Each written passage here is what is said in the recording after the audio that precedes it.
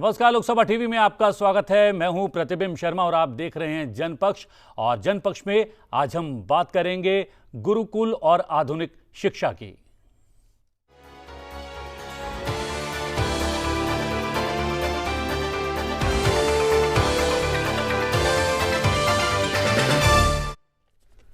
जी हां, जनपक्ष में आज बात करेंगे गुरुकुल और आधुनिक शिक्षा की। प्राचीन भारत में शिक्षा के आदान प्रदान और शोध कार्यों के लिए आश्रमों, गुरुकुलों और विश्वविद्यालय का विकास तत्कालीन सत्ता और समाज के सहयोग से किया जाता था।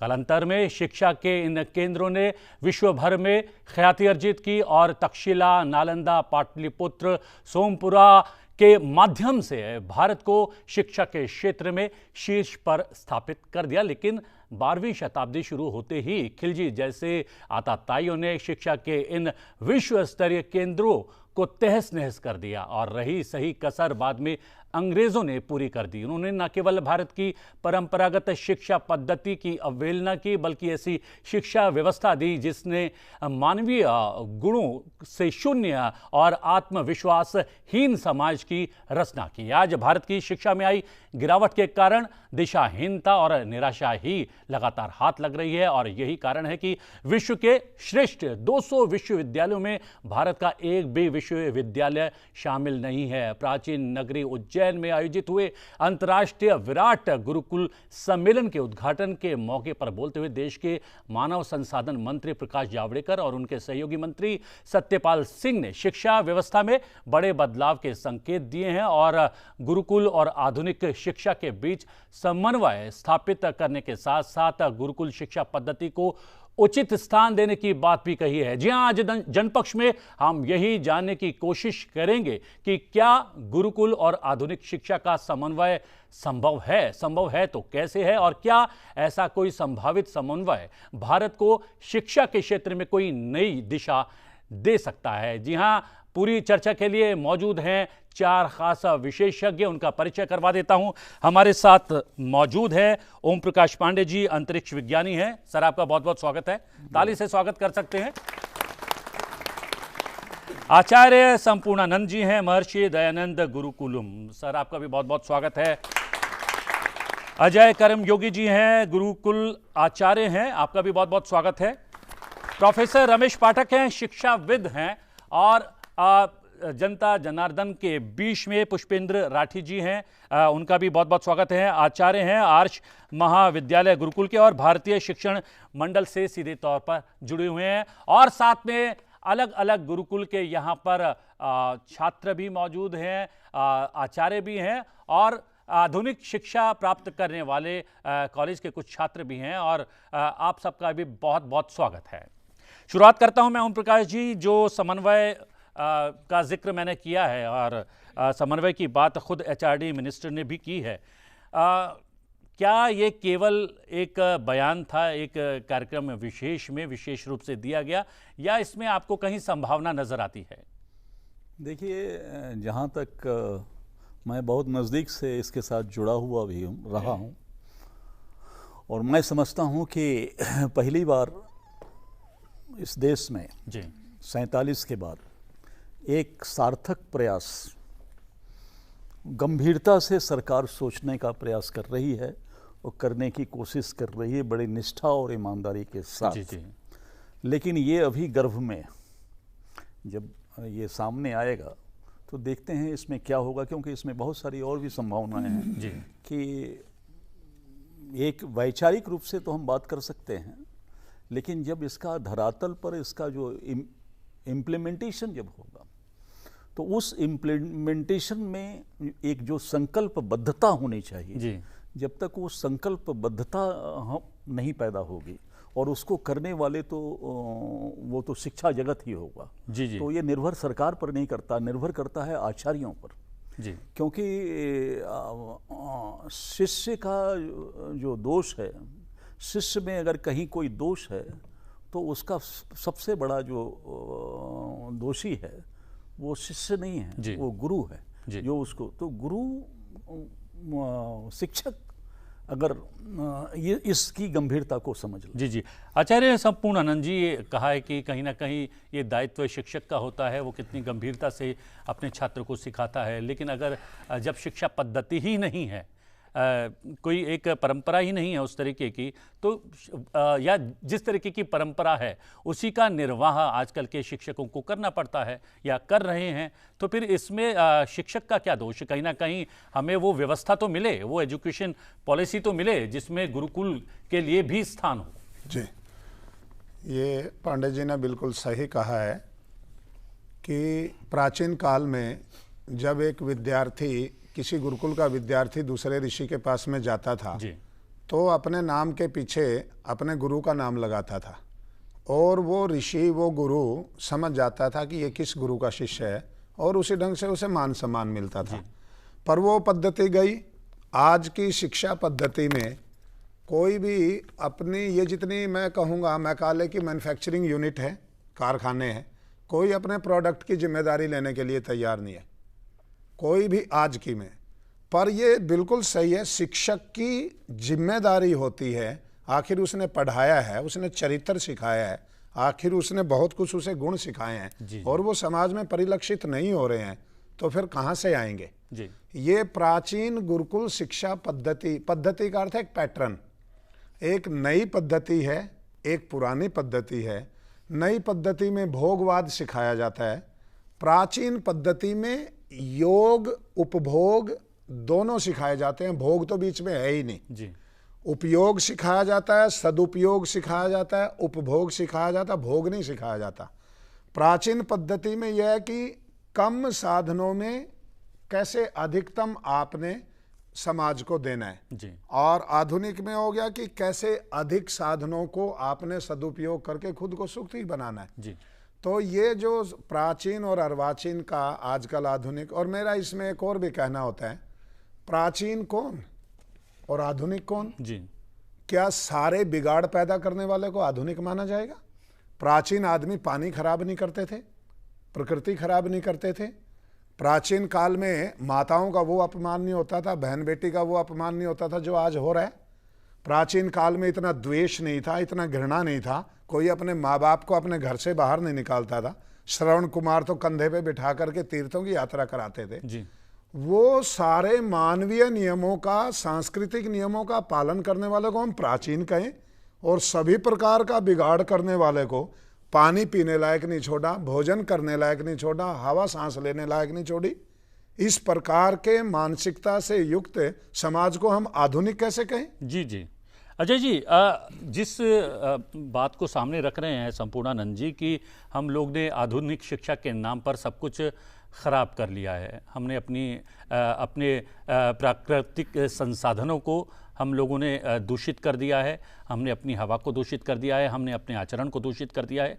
लेकिन अगर बात करें और विकास की बात करें या पर्यावरण की बात करें, तो ये परेशानी भारत में ज़्यादा है। और भारत एक ऐसा देश है जिसमें हम बार बार दावा करते हैं कि हमारे पूर्वज, हमारे प्राचीन काल के लोग बहुत जो है आधुनिक थे और कहीं ना कहीं शिक्षा के क्षेत्र में हम बहुत अच्छे थे। तो हमारे ऊपर ज़्यादा असर क्यों हो रहा है? उन देशों में क्यों नहीं हो रहा है कि जो परंपरागत तरीके से इस परिपाटी का पालन करते हैं जिसे आधुनिक शिक्षा कहा जाता है?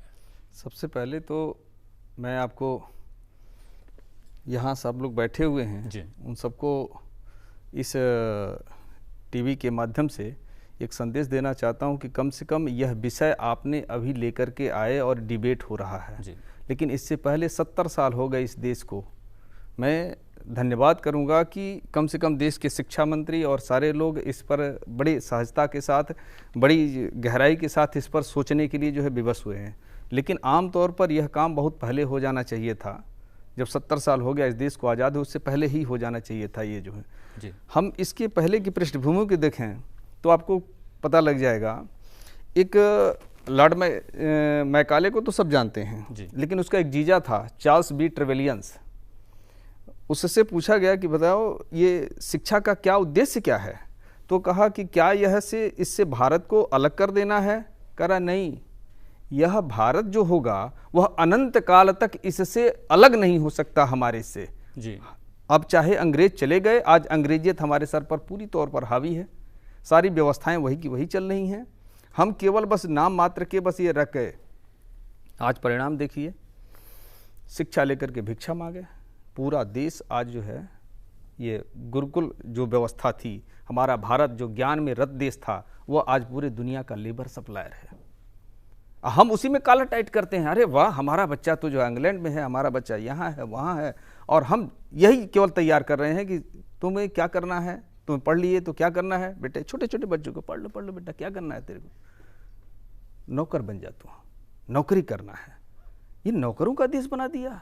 ये भारत जो ज्ञान का देश था, जो दुनिया को दिशा देने वाला था, यह एक ही काम हुआ इस देश में कि इस शिक्षा व्यवस्था ने, आज बताए स्वामी जी ने भी इस बात को रेखांकित किया कि आज देखिए दिल्ली गैस चैम्बर बन गई है, ऐसे 20 शहर हैं जो पूरी गैस चैम्बर में तब्दील हैं। आज का मैंने ये देख रहा था, WHO जो कह रहा था कि पूरा जो है विश्व में कई जो जितने भी जो डेवलप्ड कंट्रीज़ हैं उनकी भी हालत ऐसी ही हो चुकी है कि वहाँ जो है आपके लिए जीवन जीने की सारी व्यवस्थाएं छिन्न भिन्न हो चुकी हैं। एक व्यक्ति जाने अनजाने 1 किलो 700 ग्राम जहर खाता है, दिन भर जो है सांस में जहर है, पानी में जहर है, हवा में जहर है, सब कुछ जहरीला कर दिया। ये काम किसने किया? किसी अनपढ़ ने किया है काम? ये एक बार विचार करने की जरूरत है। ये क्या किसी अनपढ़ का ये काम है? ये सब पढ़े लिखे लोगों ने किया। और आज स्थिति ये हो चुकी है कि हम पढ़े लिखे जो है मूर्खों की तरह से बिहेव कर रहे हैं। जी जी रमेश जी, आप आधुनिक शिक्षा और हमारी जो प्राचीन शिक्षा है उसके समन्वय की जो आवश्यकता है या फिर जो संभावना बन रही है, कहीं देखते हैं? और क्या सचमुच में आधुनिक शिक्षा इतनी ख़राब है कि जितनी भी परेशानियां हैं, जितनी भी दिक्कतें हैं, सब आधुनिक परिपाटी की जो शिक्षा हम हासिल कर रहे हैं या दे रहे हैं बच्चों को, उसी की वजह से हुई है? जहाँ तक श्रद्धेय पांडे साहब और स्वामी संपूर्णानंद जी और हमारे आचार्य जी ने बात जो उठाई, जो बात है, देखिए मनुष्य का ये स्वभाव है, अतिथि ही स्वभाव गुणान सर्वान पेक्षते। हमारा स्वभाव ऐसा बन गया है कि हम दोषारोपण करना ज़्यादा जानते हैं, बुराई अच्छाई का साथ हमेशा रहता है, कमियों का जहाँ वृद्धि है वहाँ ह्रास रहेगा। आधुनिक बुरा है, आधुनिक वाले अगर आप वेस्टर्न कंट्री में जाएं तो कई चीज़ें कहेंगे कि वहाँ भी बुरा है जी। शायद ये सब सोच में, ये हमारे सोच में कमी आ गई। और सबसे बड़ी बात है कि शिक्षा, जब तक विद्या थी, विद्या मंदिर थे, हमारे गुरु थे, आचार्य थे, आचरण था, श्रद्धा थी, विश्वास था, मूल्य थे, नैतिकता थी, ये हमारी शिक्षा की आत्माएं थी सब। हम तो शरीर को ढो रहे हैं ना, जैसे सोने का पिंजड़ा खूब सजा दें और तोते को रख दें, तोता प्यासा रहे। ये हमारी शिक्षा की बात हुई। कहने का मतलब बुराई की बात नहीं है, बहुत सारे हमारे मॉडर्न एजुकेशन में भी बड़ी अच्छाइयाँ हैं। मैकाले ने ये कहा, कोठारी के बड़े सारे कमीशंस हुए, आचार्य नरेंद्र देव जी ने, दुर्गा, बड़े सारे कमीशंस आए। श्रद्धेय पांडे साहब ने इस डिबेट के पहले एक बात उठाई, बात वहीं आ जाती है कि हम कहते तो हैं, कितना करते हैं ये महत्वपूर्ण है। आज पर्यावरण में जो विसंगतियाँ आई है, जो जहर पी रहे हैं, पानी दूषित हो गए, जिम्मेदार कौन है? हम हैं जी। हम कहते हैं कि हम दूसरों को सुधारने के पहले स्वयं सुधारने का काम करें। और मैं फिर पांडे जी की ही बात कहूँगा कि देश में अगर शिक्षा व्यवस्था को सुधारना है, देश में अगर शिक्षा प्रणाली को सुधारना है, तो कहीं न कहीं हमें वैदिक संस्कृति के साथ साथ जो हमारे आचरण, जो संस्कार की बातें थी, मनोविज्ञान उसको जीन्स की बात करता है, जीन्स जी, कि उनको बदलने। तो बदलने क्या है? हम पढ़ा तो रहे हैं क्लास में, सिलेबस बहुत बढ़िया बना दे, सरकार की तरफ से हो जाए।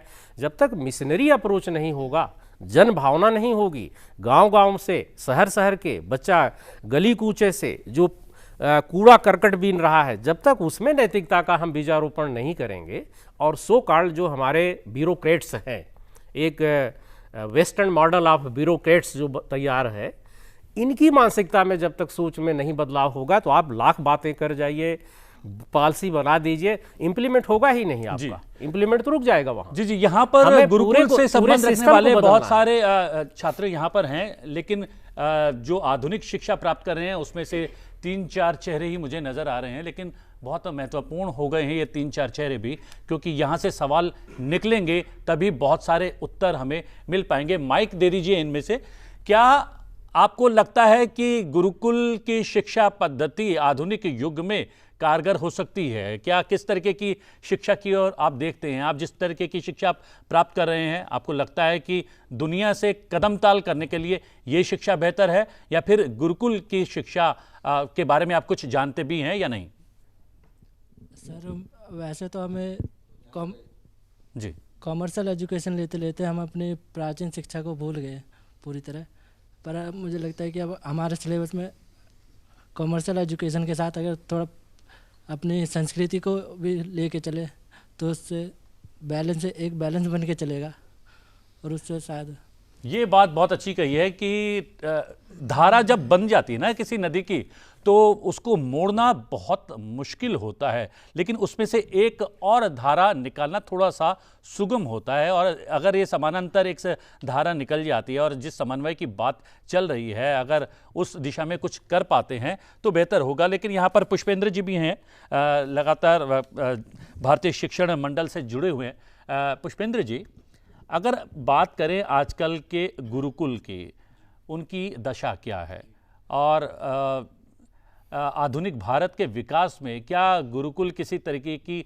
भागीदारी दे पा रहे हैं या नहीं दे पा रहे हैं? नहीं, गुरुकुल की भागीदारी तो है, लेकिन क्योंकि आज का समाज में गुरुकुल की जो प्रतिष्ठा है वो थोड़ा सा स्थापित करने की आवश्यकता है। आचार्य कहीं कहीं 2-2 छात्रों को 10-10 छात्रों को लेके बैठे हैं, अच्छे व्यक्तित्व का निर्माण कर रहे हैं, लेकिन क्योंकि हम अपनी जड़ों से कट गए, जो शिक्षा रही मैकाले की शिक्षा रही, इसलिए समाज कट चुका है। समाज को उस दिशा का ज्ञान नहीं है, समाज को उस दिशा का ज्ञान देने की आवश्यकता है। अभी विराट गुरुकुल सम्मेलन उज्जैन में हुआ, वहाँ जितने भी लोग आए, समाज के लोग आए, वो बड़े अचंभित थे जब गुरुकुल की शिक्षा को उन्होंने देखा, उनके प्रदर्शनों को देखा, तो उन्होंने भी बहुत सारों ने ये संकल्प लिया कि हम अपने बच्चों को, पोतों को, नातों को गुरुकुल में भेजेंगे। तो ये एक समाज जागरण की आवश्यकता है, समाज पोषित शिक्षा को हमें पुनः स्थापित करने की आवश्यकता है। तो समाज का जागरण आज जैसे आप कर रहे हैं, इस कार्यक्रम से भी जो है सब समाज को इस बारे में सूचना मिलेगी। तो मैं समझता हूँ कि आचार्यों का प्रयास बहुत ही अच्छा है और उस दिशा में वो अपना कार्य कर रहे हैं। लेकिन क्या ऐसे कार्यक्रम केवल प्रदर्शन मात्र तक ही सीमित नहीं रह जाते? क्या आपको लगता है कि 2-4 कदम आगे भी बढ़ते हैं? कुछ संभावना देख रहे हैं कि 2-4 कदम हम आगे बढ़ेंगे? क्योंकि कार्यक्रमों में हमने देखा कि तारीफों के पुल, जिस विषय को उठाया जाता है उसको लेकर तारीफ की जाती है, लेकिन जब कार्यक्रम समाप्त हो जाता है तो फिर वो विषय कहीं ना कहीं धुल जाता है या फिर गौण रह जाता है। जैसे अभी विराट गुरुकुल सम्मेलन था, देश भर के और विदेशों से भी जो आचार्य आए और वहाँ पर कुछ विद्यार्थी भी आए, सबने बड़ा सकारात्मक जो है एक संकेत दिया, और उन सब ने मिलकर एकजुट होकर नई शिक्षा नीति के संदर्भ में गुरुकुलों की क्या भूमिका रह सकती है, किस तरह से जो है अनुसंधान हो सकता है, क्या क्या कार्य हो सकते हैं, और जो अभी वर्तमान में जो शिक्षा के केंद्र हैं उनमें गुरुकुलों के संबंध में क्या व्यवस्था स्थापित की जा सकती है, किस तरह से गुरुकुल का जो कार्यक्रम है उसमें से कुछ कार्यक्रम उस आधुनिक शिक्षा में लिए जा सकते हैं, इस पर विचार चल रहा है। और हम सब लोग और सभी आचार्यों ने एक मत होकर इस कार्य में आगे के कुछ स्टेजेस बनाए हैं, उस पर अपना कार्य चलेगा। जी, यहाँ पर जैसा कि एक आधुनिक शिक्षा प्राप्त करने वाले एक छात्र ने अपनी बात रखी है, आप कुछ कह रहे हैं? जी पुष्पेंद्र जी कुछ कहें। जी बोलिए। देखिए, मैंने दोनों पद्धति में शिक्षा ली है। मैं कुछ समय गुरुकुल में भी पढ़ा हूँ जी, और फॉर्मल एजुकेशन पूरी ली है। आप क्या नाम? मेरा नाम रविशंकर है। अच्छा जी। तो मैं आपको 2 बात बताना चाहता हूँ। गुरुकुल क्या है? तो गुरुकुल कोई भवन नहीं है ना, कॉलेज कोई भवन नहीं है, एक पद्धति की बात हो रही है। तो गुरुकुल में और आधुनिक शिक्षा पद्धति के जब हम समन्वय की बात करते हैं तो मतलब किस चीज़ की बात करते हैं? तो आप मैं 2-3 उदाहरण से बात को स्पष्ट कर दूंगा। आज के शिक्षा पद्धति की कुछ समस्याएं क्या हैं? पहली समस्या, बच्चों के भारी बस्ते। क्या बात है, बिल्कुल ठीक बात है। दूसरी समस्या, बच्चों पर मनोवैज्ञानिक दबाव परीक्षाओं को उत्तीर्ण करने का, जिसके कारण बढ़ रही आत्महत्याएं। गुरुकुल पद्धति में क्या समाधान है? तो आप देखिए, वहाँ पर इस प्रकार के क्लासेस नहीं लगती हैं जैसे आधुनिक शिक्षा में लगती है। मतलब प्रतिदिन बच्चे को 8-8 कक्षा पढ़नी होती है, अलग अलग 8 विषय। वहाँ पर पढ़ाने का एक तरीका है, उस तरीके को आप एडॉप्ट कर सकते हैं आधुनिक शिक्षा प्रणाली में, यही गुरुकुल हो जाएंगे। ये जो स्कूल्स चल रहे हैं ये गुरुकुल में कन्वर्ट हो सकते हैं। आप तरीका बदलिए ना, पढ़ाने का तरीका बदलना है। जो शिक्षक है उसका कोई जुड़ाव नहीं है आधुनिक शिक्षा प्रणाली में विद्यार्थी के साथ। गुरुकुल क्या है? वो शिक्षा, आचार्य और शिष्य का संबंध है। उस संबंध को यहाँ स्थापित कीजिए। क्या बात है। बात ये नहीं है कि हमको भवन बदलना है या कुछ बाहरी आवरण बदलना है। उसका जो तरीका है, गुरुकुल एक तरीका है, एक पद्धति है, उस पद्धति को इसमें घुसा दीजिए, यही विश्वविद्यालय गुरुकुल में कन्वर्ट हो जाएंगे। शायद यही एक सोच होगी जो एचआरडी मिनिस्टर प्रकाश जावड़ेकर जी ने कहा है कि हम समन्वय स्थापित करने का प्रयास कर रहे हैं आधुनिक शिक्षा और गुरुकुल की शिक्षा में, और गुरुकुल को आधुनिक शिक्षा में वो स्थान देने का प्रयास भी कर रहे हैं। लेकिन आपने जो बातें कही हैं उसमें एक बात और है, एक बिंदु और है कि हम कट पेस्ट वाली शिक्षा पद्धति को अपना रहे हैं। हम जैसा ए फॉर एप्पल ही पढ़ाया जाता है, तो किसी बच्चे से हम पूछेंगे तो वो ए फॉर एप्पल ही बताएगा। एप्पल के अलावा बहुत सारे शब्द हुआ करते हैं ए से, क्योंकि वहाँ पर उसको छूट नहीं है। अगर उसने ए फॉर एप्पल की जगह किसी दूसरे शब्द के बारे में कह दिया तो उसके मार्क्स कट जाएंगे, या फिर उसको अपनी टीचर से डांट पड़ने वाली है।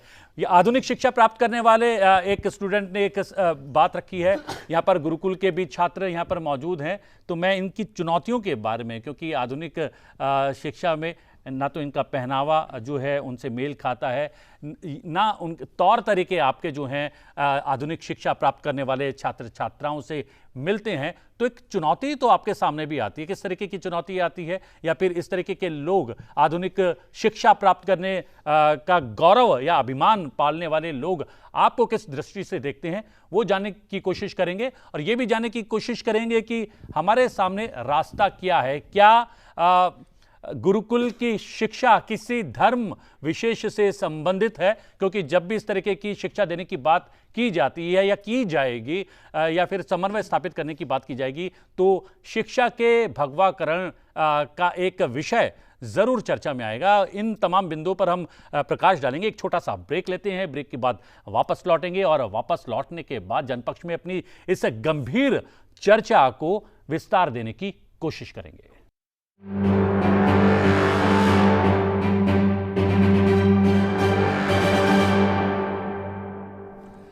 ब्रेक के बाद जनपक्ष में आपका एक बार फिर से स्वागत है। और ब्रेक पर जाने से पहले हम ओम प्रकाश जी, हम ये बात उठा रहे थे कि क्या जब हम गुरुकुल के समन्वय की बात करेंगे या गुरुकुल की शिक्षा की बात करते हैं, वैदिक शिक्षा की बात करते हैं, तो क्या ये आधुनिक नहीं है? आधुनिकता का आखिरकार अर्थ क्या होता है? मैंने तो ये सुना है कि जो आज है वही आधुनिक है।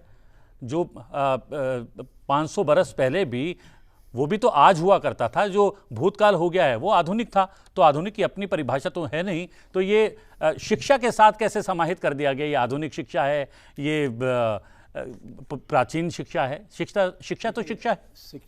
शिक्षा कभी ना आधुनिक होती है ना पुरातन होती है। शिक्षा होती है और सतत होती है। ये सनातन है और ये सनातन ही चलती रहती है। लेकिन सवाल ये है कि मानसिकता जो है हमारी कुछ इस तरह से बना दी गई। अब शिक्षा कैसी होनी चाहिए जी। हमारे यहाँ जो भारत का जो दृष्टिकोण था, भारत का एक विशेष दृष्टिकोण था, क्योंकि ये विश्वगुरु था। और जब ये विश्वगुरु था तो ये विश्वगुरु इसलिए नहीं था, विश्वगुरु इसलिए था भारत कि यहाँ ज्ञान, उसके बाद विज्ञान और उसके बाद प्रज्ञान, ये 3 धारा थी। तो जो ज्ञान है वो सत्य है जो आपको दिखाई दे रहा है, जो मैटर है जो आपको दिखाई दे रहा है, और विज्ञान उसके मूल का निहितार्थ है, इसलिए वो चित्त है। और ये सत्य और चित्त को जो जान ले वो आनंद में रह सकता है, इसलिए सच्चिदानंद जी। तो ये स्वरूप हमारे यहाँ था, ज्ञान विज्ञान प्रज्ञान का स्वरूप था। अब यहाँ पर प्रज्ञान, आधुनिक जो ट्रेंड चल रहा है, जिसको हम सो कॉल्ड मॉडर्निटी कहते हैं, ये एक्चुअली व्यवसायीकरण हो गया है। शिक्षा का पूर्णतः व्यवसायीकरण हो गया है। अब शिक्षा ये रह गई कि किस तरह से हमको पैकेजिंग मिले, और उसमें ही काम कर रहे हैं, क्योंकि अर्थ प्रधान हो गया जी। अब ज्ञान प्रधान नहीं रह गया, प्रज्ञान प्रधान नहीं रह गया, इन्फॉर्मेटिव हो गई, सृजनशीलता इसमें से खत्म हो गई। जब सृजनशीलता खत्म हो गई है तो आदमी जो है, जो छात्र है या जो शिक्षक है, वो यांत्रिक हो गया। जब यांत्रिक हो गया है तो यांत्रिक जब कोई हो जाएगा तो मानवता के विरुद्ध हो जाएगा। तो भव्यता, दिव्यता का स्थान भव्यता ने ले लिया जी। तो भव्यता जब अपने चरम सीमा पर होगी तो दानवता को संहारक हो जाती है, दानवता को प्रकट करेगी जी जी जी। और दिव्यता जब अपने चरम स्थान पर होगी तो देवत्व लाएगा। तो हम देवत्व से दानवता की तरफ जा रहे हैं, आज की शिक्षा पद्धति ये कर रही है। और इसीलिए जितने भी विश्वविद्यालय, जो आपने कहा कि इतने हम 200 यूनिवर्सिटियों में नहीं हैं, ये कम से कम अगर हमने ये गलती की है तो ये हमने बहुत अच्छी गलती की है जी, कि हम उन 200 यूनिवर्सिटियों में नहीं हैं जो दानवता सिखा रहे हैं जी जी। लेकिन इसीलिए वहाँ पर जो आप विश्व की यूनिवर्सिटी, वहाँ विश्व की यूनिवर्सिटियों की जो बात करते हैं, अगर उसका हिंदी रूपांतर करें तो विश्वविद्यालय, लेकिन वो विश्वविद्यालय नहीं है बल्कि विश्वविद्यालय हो गए हैं। इसलिए हमें विश्वविद्यालय नहीं बनना है, हमें तो अमृत विद्यालय बनाना जी जी। लेकिन इस पूरे परंपरा में कहीं ना कहीं हम लोग तक्षशिला और नालंदा भी तो नहीं बन पा रहे हैं ना। अगर हम लोग उस 200 विश्वविद्यालय में हमारा नाम नहीं आ रहा है, और पांडे जी ने कहा कि ये तो अच्छी बात है क्योंकि वो विश्व कहीं ना कहीं वो परोस रहे हैं शिक्षा के नाम पर, लेकिन हम वो भी अमृत वाली जो हमारी शिक्षा पद्धति थी, वो शिक्षा के केंद्र थे, वो भी तो हम तैयार नहीं कर पा रहे हैं। उसका मैं पांडे जी की बात से सहमत होते हुए एक कारण बता रहा हूँ। क्या होता है कि शिक्षा और स्वास्थ्य इत्यादि ये जितनी व्यवस्थाएं हैं, ये सब राज आश्रय से पनपती हैं जी। ये गुरुकुल शिक्षा पद्धति तो बेचारी वीर विक्रमादित्य और आचार्य चाणक्य के बाद में इसको तो किसी का राज आश्रय प्राप्त ही नहीं हुआ। हजारों साल से जी। आप देखिए, खिलजी के आक्रमण के पहले से ही और फिर अंग्रेज चला गया, इसे आश्रय तो प्राप्त ही नहीं हुआ, और फिर भी ये जीवित है। इसका जीवित रहना बिना किसी आश्रय के, यही अमृत विद्या का प्रतीक है। क्या बात है, बिना आश्रय के जीवित है। बहुत बढ़िया, यही तो अमृत विद्या है जी जी। अब इसके गुण मेरे से दो सुन लीजिए। मैं आपको एक उदाहरण देता हूं। अंग्रेजी शिक्षा पद्धति, पांडे जी ने बिल्कुल सही कहा, वो विश्व विद्या है। हमारे मुंशी प्रेमचंद से बड़ा कोई साहित्यिक आज एक कोई आइकन है? इतना बड़ा साहित्य सम्राट, उपन्यास का सम्राट, 10वीं कक्षा में 3 बार फेल हुआ, 3 बार फेल हुआ जी, और स्कूल ड्रॉप आउट होने वाला था। चौथी बार में गणित के विषय की वो जो कंपल्सन थी उसको खत्म किया, तो तब चौथी बार पास हुआ। अब वो साहित्य सम्राट है, उपन्यास का सम्राट है, गणित उसके क्यों पिछवाड़े चपेट रखा है जी? क्यों? उस और वो ये अपने आप में एक कलंक था जी।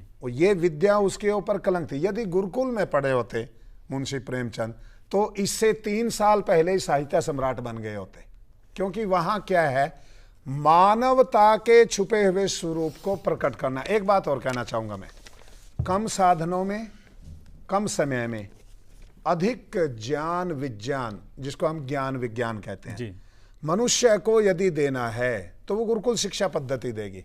उसमें कोई आयु सीमा नहीं होती। हमारे यहाँ एक बार बच्चा आया, 5 साल का बच्चा, और मास्टर से ज्यादा बढ़िया तबला बजा रहा है।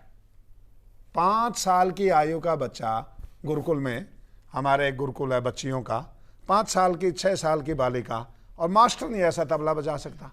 क्योंकि गुरुकुल में एक, मैं आपके इस टीवी के माध्यम से सारे समाज को, देश को, राष्ट्र को एक संदेश देना चाहता हूं। गुरुकुल शिक्षा पद्धति का अर्थ है पहले एक विषय का उसे स्पेशलिस्ट बनाया जाता है। यहां 12-15 साल भी पढ़ने के बाद में कोई एक विषय का स्पेशलिस्ट नहीं बनता जी। उसे फिर पीएचडी करनी पड़ती है, और ग्रेजुएट होने के बाद में भी वो स्टूडेंट रहते हैं। गुरुकुल में 8 साल 5 साल भी बच्चा पढ़ लिया तो उतने पढ़े हुए का वो अध्यापक भी है जी। एक अंतिम बात इस विषय से जुड़ी हुई, भारत में बेरोजगारी है। बेरोजगारी संस्कृत और गुरुकुल पद्धति से बिल्कुल कुछ ही दिनों में दूर हो सकती है। जैसे आज देश में आयुर्वेद की, भारत की वन औषधि जड़ी बूटी का समाज के लिए दोहन करने वाला वर्ग नहीं रहा। 50 साल के वैद्य तो मिलेंगे जो जड़ी बूटियों को जानते हैं, 87 के 85 के बाद के बीएमएस आपको एक जड़ी बूटी को जानने वाला नहीं मिलेगा। क्यों? बीएमएस की डॉक्टरी की पढ़ाई में से 85-87 में संस्कृत गायब कर दी। बिना संस्कृत के अब उसका ज्ञान नहीं है।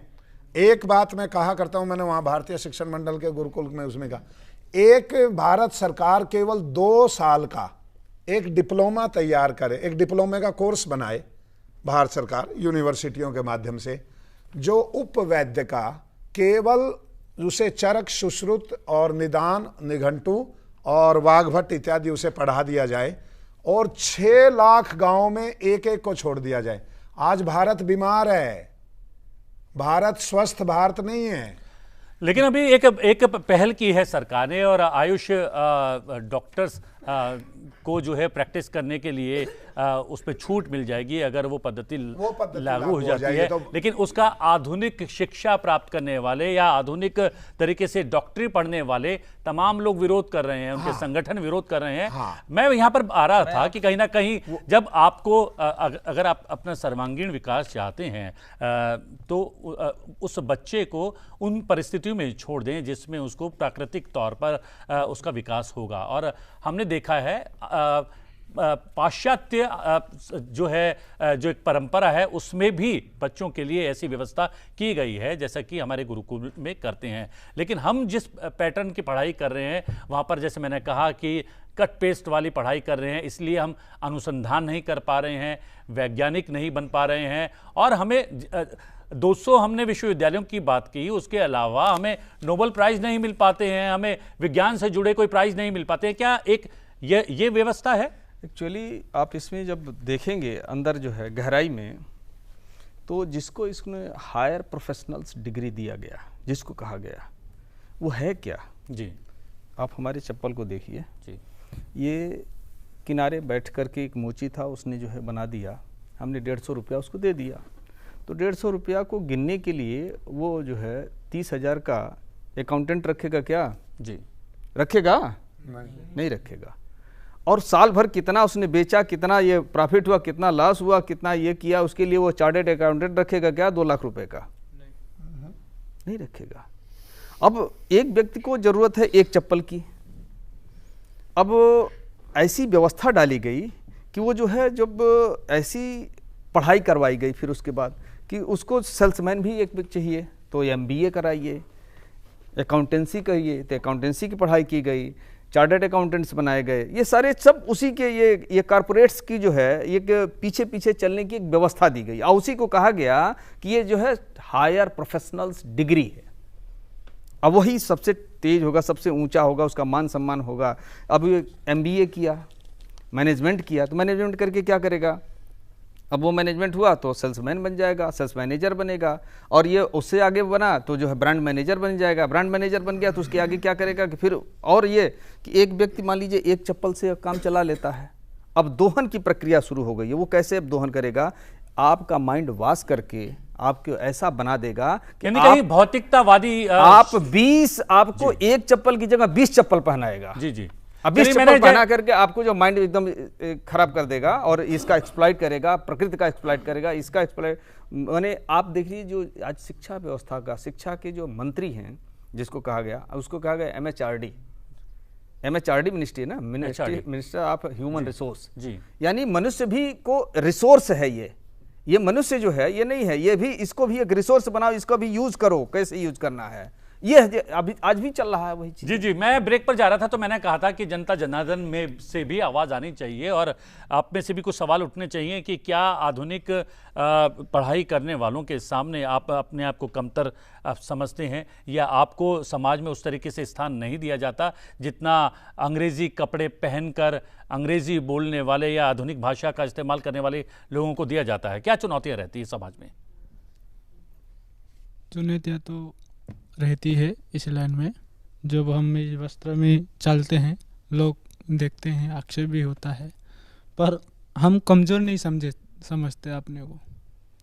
हम आधुनिक से कई गुना ज़्यादा है, क्योंकि हमारा भारतीय संस्कृति पूर्व में विश्वगुरु रहा है, तो उसी परंपरा को बनाए रखने के लिए हम इस लाइन में चल रहे हैं और हमको अच्छा लग रहा है। मतलब इससे हमको तो एक अच्छा मनुष्य जीने की कला सिखाई जाती है, मनुष्य का कला। और शिक्षा कहे तो बहुत ऊंची शिक्षा, जी जी, जिसको हम ऋषि परंपरा का कहेंगे। तो लेकिन ऋषि परंपरा में हम अनुसंधान करते थे और वैज्ञानिक तौर पर भी हम लोग बहुत समृद्ध हुआ करते थे, तो क्या उसका निर्वाह कर पा रहे हैं कोई और जो है जिन कोई बोलना? जी, मैं आऊँगा आपके पास। जी, देखिए, जो आज की शिक्षा की बात है, विचार करते हैं भाई व्यक्ति शिक्षा लेता किस लिए है, उसके माता पिता उसे पढ़ाते किस लिए, क्या उद्देश्य है इसके पीछे। तो उद्देश्य पर विचार हमें करना होगा कि वो सुख चाहता है, सुख के लिए वो पढ़ता है, सुख के लिए वो सब करता है। लेकिन क्या आज ये शिक्षा जो आज चली हुई है सुख दे पा रही है? और यदि हम प्राचीन की और आज की तुलना करें, दो की तुलना कर लीजिए, आज की शिक्षा क्या हाल है। एक पढ़ लिख कर बहुत इंटेलिजेंट है, एक बेचारा पढ़ लिख नहीं पाता, वो मजदूरी करता है, रेडी लगाता है, अपनी फैक्ट्री चलाता है। एक पढ़ लिख कर इंजीनियर बन जाता है, आज वो इंजीनियर उस अनपढ़ के नीचे काम करता है। ये आज की शिक्षा। जी, आप आधुनिक शिक्षा लेने वाले भी कोई सवाल? जी, मैं आपसे ये पूछना चाहती हूँ कि अगर आप आधुनिक शिक्षा या प्राचीन शिक्षा की यहाँ बात हो रही है, प्राचीन शिक्षा में आपको ज्ञान मिलता है, लेकिन आधुनिक शिक्षा में विज्ञान की भी प्राप्ति होती है। आपको नहीं लगता कि आपको आगे विज्ञान की भी आवश्यकता होगी? जी जी जी जी जी। और नहीं, आप भी कोई सवाल? आप कुछ बोल रहे थे, उनको जरा माइक दीजिए। दो तीन सवाल इकट्ठे हो जाएंगे। जी जी, आपने एक प्रश्न उठाया था कि जब ये वस्त्र पहन मुझे प्रश्न नहीं चाहिए, नहीं उत्तर के लिए यहाँ पर विशेषज्ञ हैं। नहीं, मैं बता रहा हूँ, आप वाली बात दोहरा रहा हूँ मैं उस बात को, कि जब ऐसे वस्त्र पहन के हम बाहर निकलते हैं, क्योंकि हम प्राचीन परंपरा से पढ़ने वाले व्यक्ति हैं, तो कैसा फील होता है, लोग क्या, समाज आपको किस दृष्टि से देखता है और आप अपने आप में क्या फील करते हैं। आज मैं जब इस कार्यक्रम के लिए आ रहा था, तो जब मैं मेट्रो में था तो दो महिलाएं थीं, जब उन्होंने हमें देखा और देखने के बाद उन्होंने हमें देखते ही मंत्र बोलना प्रारंभ कर दिया। अच्छा, मंत्र बोलना प्रारंभ कर दिया, मतलब मजाक में या गंभीरता से? भाई बता रहा हूँ। अब मुझे ये समझ में नहीं आ रहा था कि वो मंत्र मजाक में बोला जा रहा है, गंभीरता से बोला जा रहा है। जी। अगर उसको हम ये कहें मजाक में बोला जा रहा है, तब भी एक बार के लिए कहेंगे कि शायद उन्होंने परमात्मा से प्रार्थना की है कि ये मंत्र हमने बोला है, कहीं ना कहीं उनको हमें देख के सात्विकता आई जरूर है। तो ये गुरुकुल शिक्षा की अपनी एक विशेषता है। सबसे अच्छी बात यह है कि किसी को देखकर आपके मन में क्या भाव आते हैं, उसी से पता लगता है कि शिक्षा की में कितनी पवित्रता है। और कहीं ना कहीं मंत्र अगर निकला है, चाहे मजाक में सही चाहे गंभीरता से सही, तो इसका मतलब असर है इस वेशभूषा का, इस ललाट पर लगे हुए तिलक का कहीं ना कहीं मायने तो है। आप एक बच्ची ने सवाल पूछा था कि विज्ञान से जोड़ती है आधुनिक पद्धति। देखिए, ऐसा है कि ये बहुत सारी भ्रांतियां हैं और उस भ्रांतियों का कारण ये है कि इनका दोष नहीं है बच्चों का, क्योंकि उस तरह के शिक्षक नहीं मिले, उस तरह की शिक्षा नहीं दे पाए। और एक छोटी सी बात मैं आप सबके सामने रखना चाहता हूँ, आप लोगों के सामने, कि विज्ञान की जहाँ तक बात, हमें मैं बता दूं, सर जाने माने वैज्ञानिक हैं। एक छोटा सा सिर्फ उदाहरण देता हूं कि गुरुत्वाकर्षण का सिद्धांत किसने दिया? न्यूटन ने। हर आदमी कहता है कि गुरुत्वाकर्षण का सिद्धांत न्यूटन ने दिया। आप क्या कहते हैं? जी, महाभाष्य में इस प्रकार की एक चर्चा है। नहीं, कौन दिया गुरुत्वाकर्षण का सिद्धांत? गुरुत्वाकर्षण पतंजलि।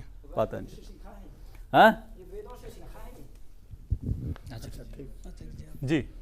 जितना भी विज्ञान है, आचार्य राजेंद्र जी, ये सारा वेदों से निकला हुआ है। और नहीं, मैं जो प्रश्न किया आप उसका उत्तर दीजिए। गुरुत्वाकर्षण का सिद्धांत किसने दिया? ये वेदों ने दिया। हाँ? वेदों ने। नहीं, वेदों में कौन? महर्षियों ने। जी, महर्षियों ने दिया ये। ठीक। अब सवाल ये है कि गुरुत्वाकर्षण का सिद्धांत न्यूटन ने दिया। कुछ लोग कहते हैं कि भास्कराचार्य ने कहा कि आकृष्टि मही शक्ति, ये इस तरह की बातें संस्कृत वाले करते हैं। और आधुनिक लोग जो विज्ञान पढ़े हैं, वेस्टर्न साइंस, वो कहते हैं न्यूटन ने दी। जी। 6000 BC, ईसा पूर्व 6000 में एक ऋषि पैदा हुआ इस देश में, और वो ऋषि जो है पार्टिकल्स पर काम करता था, कण पर, इसलिए उसका नाम कणाद हुआ। जी। और उसने एक ग्रंथ लिखा जिसका नाम था वैशेषिकी, और वैशेषिकी के 5वें अध्याय का दूसरा मंत्र है सूत्र जो है वो ये है कि अपा संयोग अभावे, अगर होल्डिंग कमजोर हो जाए, पकड़ कमजोर हो जाए, अपा संयोग अभावे गुरुत्वात् पतनम, गुरुत्व की वजह से पतन हो जाएगा। जी। अब ये आपको तय करना है कि ये न्यूटन ने दिया, भास्कराचार्य ने दिया या कणाद ने दिया। एकदम विशेष मंत्र। यही नहीं, विज्ञान की बात नहीं है। दूसरी बात, विज्ञान की बात नहीं है। विज्ञान ये जो बोल रहे हैं कि विज्ञान आधुनिक है। दूसरी बात कि स्पेक्ट्रम थ्योरी है, जिसे हम प्रकाश के वर्णक्रम की बात करते। स्पेक्ट्रम थ्योरी में यह कहा गया कि न्यूटन ने दिया, वहां भी न्यूटन आ गया। विविगोर, violet, indigo, blue, green, yellow, orange and red, ये पढ़ाया जाता है। ये साइंस के हम लोग भी पढ़ते हैं, हमने भी यही पढ़ा। लेकिन अब हम जब ऋग्वेद में जाते हैं तो वहां पर स्पष्ट लिखा हुआ है कि सूर्य सप्तरश्मि, भी सूर्य की सप्तरश्मियां।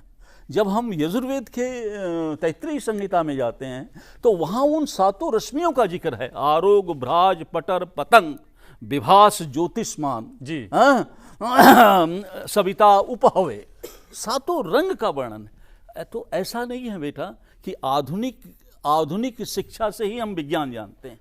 हम विज्ञान जानते थे, हम विज्ञान आज भी जानते हैं, लेकिन सबसे बड़ी जो कमी ये हुई कि आधुनिक शिक्षा पद्धति से संस्कृत को अलग कर दिया गया।